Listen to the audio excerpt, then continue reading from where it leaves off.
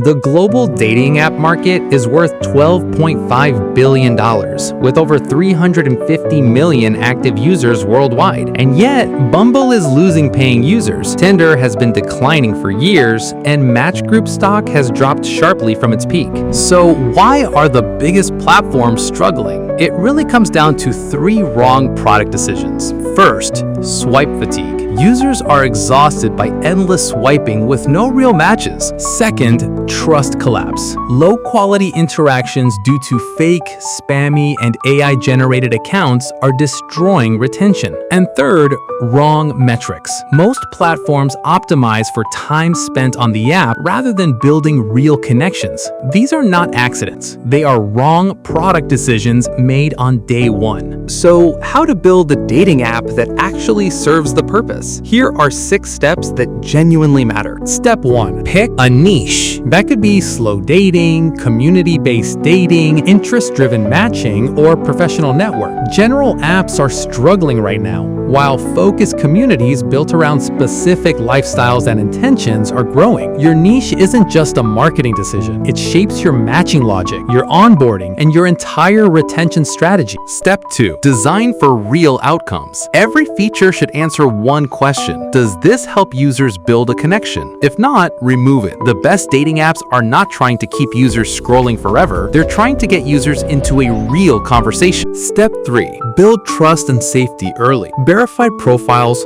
strong moderation systems, and safer conversations are not optional extras you add later. Most founders treat safety as a later update, and that's a costly mistake. Fake profiles don't just hurt the user experience, they destroy retention. When users encounter one bad interaction, many don't come back. Step 4. Keep the MVP simple. Start with rule-based matching first and layer in AI features later. Simple systems beat bad AI every single time. You need real user behavior data before machine learning can actually improve your matching. Build on what's real, not on assumptions. Step 5. Plan your launch strategy. Start with one city, one community, and one focused audience. Master one market first, then expand, because concentrated activity creates momentum much faster than trying to launch everywhere at once. And finally, step 6. Track the right metric. Find what real product market fit looks like. It is not download, it is not swipe, but the real world dates happening because of your platform. That is the product market fit that actually matters for dating apps. So what does it actually cost to build a dating app?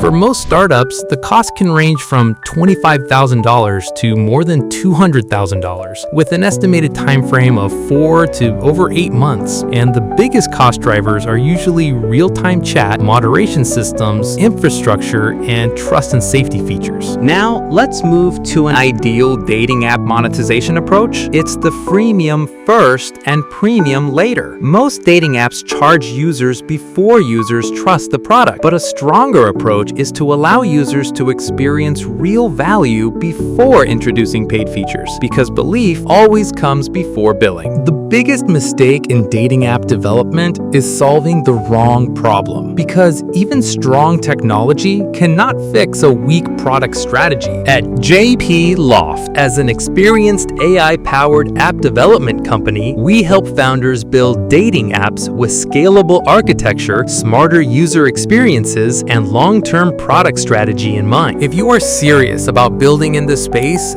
book a free strategy call and subscribe for more practical insights on AI products, startup technology, and app development.